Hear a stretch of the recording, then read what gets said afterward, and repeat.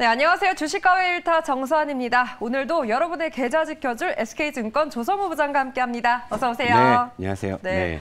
계좌를 지켜내야 할 텐데 일단 어제는 2차 전지의 조정이 나오면서 5월 들어서 우리 시장 정말 크게 힘을 내지 못하고 있는 것 같아요. 아무래도 시청자분들, 그러니까 뭐 사실 뭐 세린메이다 뭐다 해갖고 맞아요. 4월부터 으름장을 많이 좀 놓다 네. 보니까 뭐 시청자 여러분들이 좀 요즘에 이제 시황에 대한 좀 불안감이 좀 커지실 것 같아서 오늘도 이제 좀 시황 관련한 이야기를 좀 해드릴 건데 오늘의 제목은 여러분 데이터가 주는 힌트에 대해서 우리가 한번 주목을 해보자. 오, 데이터가 주는 힌트. 예, 데이터는 거짓말하지 않죠. 네, 그렇죠. 예, 그런데 예. 이 데이터를 대기하면서 불확실성이 조금 커졌거든요. 네. 하나하나 한번 짚어볼까요? 그렇죠. 일단 여러분 지금 사실 간밤에 뉴욕 증시도 뭐 미국의 뭐 부채 한도니 뭐 4월에 맞아요. 또 소비자 물가니에서 좀 이렇게 무거운 모습이고 지금 현재 시장의 불확실성 몇 가지를 해놨는데 이게 최다 미국 걱정이에요. 좀 우리 걱정도 좀 해야 되는데 나 미국 걱정을 하고 있는데 자 일단 부채 한도 증액 이슈랑 이런 부분들은 제가 며칠 전에도 간편 시황으로 말씀을 드렸잖아요. 맞습니다. 다시 한번 리마인드 해드릴게요. 자, 요 부채 한도 증액 이슈는 약간 독립적으로 움직이잖아요. 이게 이제 지금 뭐 협상이 뭐 이제 시작됐고 뭐 미국 의회에 지금 기한이 뭐 지금 8일밖에 안 남았으니까 네. 계속 이제 그런 걸로 시장에 좀 약간 스트레스를 주고 있고 하는 건데 여러분 제가 전에도 말씀드렸죠. 1960년 이후에 63년 동안 미국의 부채 한도는 무려 78번이 증액이 됐다. 그리고 중간중간에 기한 내에 타결을 하지 못해서 물리적으로 이론적으로 미국의 연방정부가 디폴트에 빠진 적도 몇 번 있었다. 그런데 그런 사례에서 실제 그런 이슈로 인해 가지고 시장이 한번 와르르 무너진 것은 2011년 8월 그때 한 번뿐이다. 그것도 부채 한도 증액 그 협상 실패가 원인이 아니라 그걸 보다 못한 신용평가사가 미국의 신용 등급을 강등을 놨기 때문에 그렇게 된 거다만 생각하시면 될 것 같아요. 그러니까 노이즈다 정도로만 생각하시면 될 것 같아요. 근데 여러분들이 불안해하시는 거는 뉴스 헤드라인에는 뭐 맞아요. 협상 난항, 뭐 미국 디폴트 막 이런 무서운 용어들이 있으니까 여러분들이 걱정을 하시는데 실제 데이터는 그렇게 가르쳐주고 있다라는 거예요. 그러니까 실제 이 부채 한도 협상 같은 경우에는 그냥 노이즈로서 그냥 여러분들의 마음을 조마조마하기는 하겠지만 그냥 결국에 극적으로 타결되는 쪽으로 보시면 되고 나머지가 통화 완화에 대한 불확실성, 은행 우려 그리고 오늘 밤에 발표된 이 소비자 물가 지수는 같은 카테고리에서 보시면 됩니다. 자, 예를 들면 4월 CPI부터 뭐 예상이 어쩌고 저쩌고 또 설이 많잖아요. 네. 자, 요 물가 지수가 표면적으로는 생각보다 안 떨어질 수도 있어요. 왜냐하면 4월 달에 사우디에서 감산한다 그래가지고 유가가 그랬죠. 한번 튄 적이 있었죠. 그게 반영될 수 있죠. 에너지가. 반영됐기 때문에 네. 일반 종합 소비자 물가 이 지수는 생각보다 좀 덜 떨어질 수도 있겠지만 이번에 체크 포인트 뭐냐 근원을 봐야 돼요. 에너지를 뺀 거. 에너지를 뺀 쪽에서 예를 들면 이제 주거비나 이런 쪽에서 분명히 둔화되는 모습이 보이냐. 그러니까 이런 거를 우리가 체크해야 되고 만약에 그런 게 좀 좋게 나왔다고 하면은 통화 완화에 대한 불확실성도 충분히 긍정적으로 갈 수도 있고 은행 우려도 제가 전에 설명을 드렸죠. 자, 국채금리가 더 떨어질 수 있죠. 보유채권 평가액이 올라올 수 있기 때문에 개선될 수 있다. 그러니까 부채 한도 증액 하나 딱 띄워놓고서 보시고 나머지 세 개는 오늘 물가지표 중에서 근원 CPI가 어떻게 나오느냐. 자, 이렇게만 보시면 무난하다. 이렇게 일단 너무 크게 걱정하지 말고 일단 오늘 밤 9시 반에 발표될 CPI, 특히나 근원 CPI를 체크해보자가 핵심이었습니다.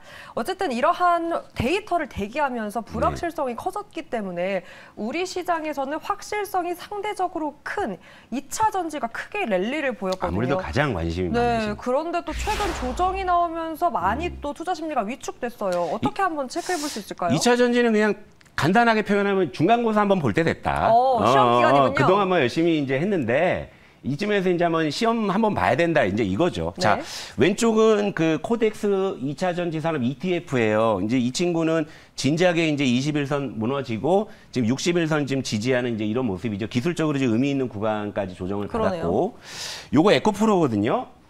나홀로 독야청청 21선 꿋꿋하게 유지하던 녀석이 어제 드디어 21선 하향 이탈을 한 거예요. 그러니까 지금 2차 전지 전체적으로는 지금 이제 기술적으로 의미 있는 테스트 구간에 다 놓여 있다라고 보셔야 되거든요. 그러니까 2차 전지는 여기서 테스트를 통과해서 오느냐 아니면 테스트 통과에 조금 실패해가지고 더 밀리느냐 둘 중에 하나겠지만 지금 당장 그래서 여러분 테스트 결과를 보고 나서 대응하셔도 늦지 않다.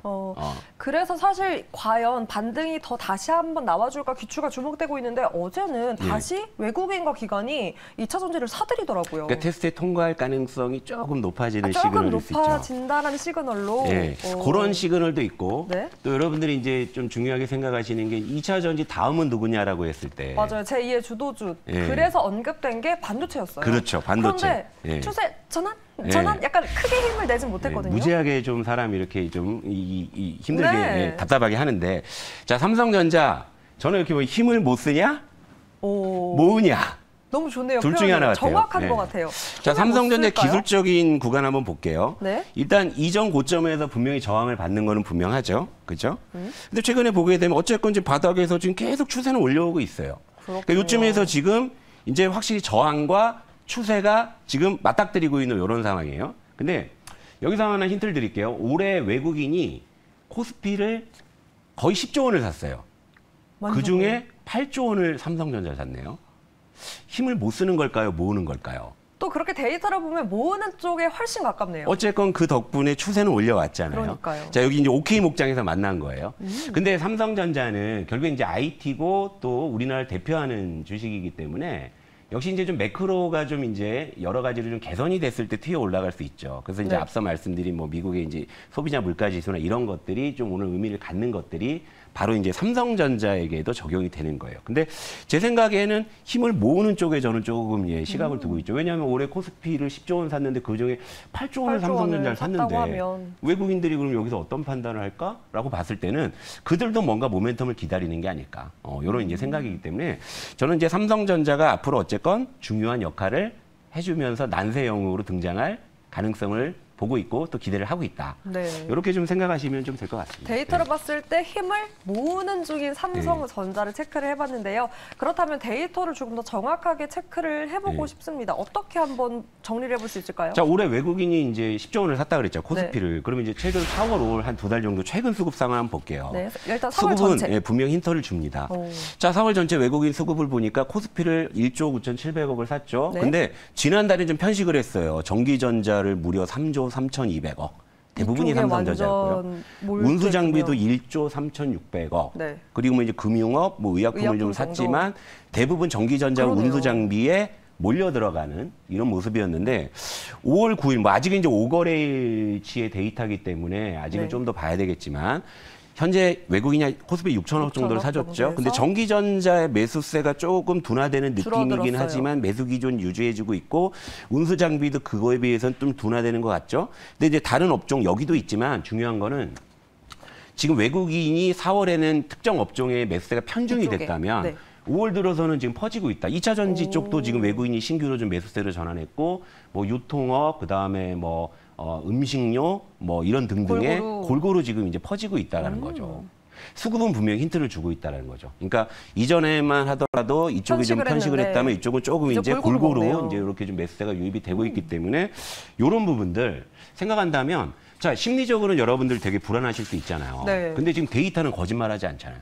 데이터는 지금 좋은 방향을 보여주고 있는 거고 여기서 이제 코스피까지도 한번 보도록 할게요, 여러분. 네.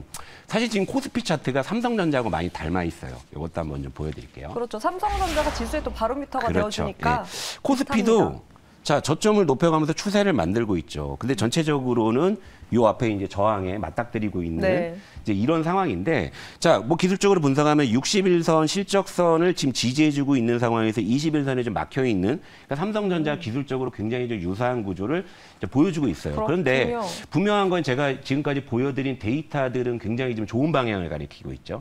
근데 지금 이제 시장이 흔들리는 이유는 심리잖아요. 자, 맞아요. 심리와 데이터의 싸움이라고 저는 봅니다. 심리와 데이터의 싸움. 그럼 여기서 우리가 어떤 것을 믿을까? 여러분들이 이제 차트를 그냥 그림이라고 생각하시는데 네. 사실 저는 개인적으로 이 차트라는 게요. 이게 수학과 통계학의 극치예요. 극치. 그러니까 정확하다. 네, 정말 진짜 수학과 통계학이 진짜 하나의 오차도 없이 딱 만들어진 게 이 차트거든요. 정말 이 오류 없는 이 데이터를 오류투성인 인간이 보고 있다라는 게 그래서 주식시장에서 많은 일들이 벌어지는 거예요. 근데 자 심리적인 요인이 지금 좀 불안감을 좀 확대시키고 있죠. 하지만 데이터는 거짓말을 하지 않고 좋은 방향을 지금 가리키고 있다. 자 여러분 그럼 여기서 우리가 어느 걸 믿어야 될까요?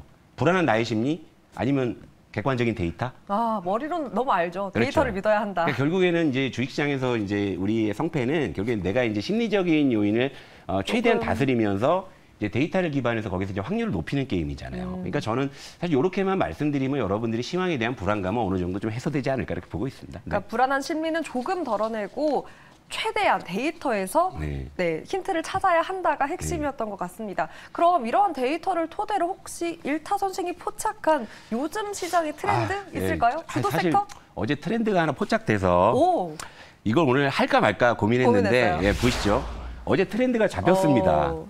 이 차트는 어느 로봇주예요. 어느 종목명 로봇주? 가렸어요. 일부러. 가끔 확대하면 보이더라고요. 네. 돌아서잖아요. 어느 주제 인공지능주예요. 돌아서네요. 돌아서는데 이게 좀 트레이딩하기에는 분명히 좀 좋은 구간에 놓인 것도 맞고 네. 또 이제 이 최근에 좀 시장이 진짜 이래저래 조정이 좀 불확실성 나왔어요. 때문에 네. 조금 이제 불안하니까 좀 테마주가 좀 이제 반대급부로 올라갈 가능성도 충분한 시장이에요. 그런데 이게 좀 우리 일타 교실의 철학에서 딱 하나 이제 이 어긋나는 게 뭐냐면 주가 레벨이 여전히 좀 높아요. 조정은 충분히 받았지만. 아직 고점이군요. 네, 그래서 제가 여기서 제가 종목 픽을 할까 말까 고민하다가 저희 우리 일타 교실에서는 우리 컨셉상 우린 또 바닥에서 사자니까. 우린 바닥에서 좀 하는 쪽이니까 종목 픽은 제가 안 할 겁니다만 모르긴 몰라도 오늘 뭐 여기저기서 아마 요 관련한 이런 이야기들이 좀 나오면서 뭐 또 종목들도 막 언급이 되고 뭐 할 테니까 네. 좀 매매에 좀 자신이 있으시거나 좀 능숙하신 분들은 좀 그걸 참고하시면서 오늘 좀 소기의 어떤 트레이딩 좀 성과를 노리실 수 있는 게 아닌가 네. 이렇게 생각을 하고요. 죄송하지만 저희 일타에서는 요 관련한 종목 픽은 하지 않고 물러가도록 하겠습니다. 네, 일단 이 포착 트레이드, 로봇과 인공지능이었고요. 네. 때문에 오늘 이러한 모멘텀으로 움직이는 종목들 한번 체크해보자. 단기 트레이딩 관점에서 한번 짚어봤습니다. 그리고 무엇보다 오늘의 주제였죠. 힌트를 수급에서 찾자, 그러니까 데이터에서 네. 찾자. 과도한 걱정은 금물이다라는 주제로 오늘 수업도 열심히 달려봤습니다. SK증권 조성호 부장과 함께했고요. 여러분 고맙습니다.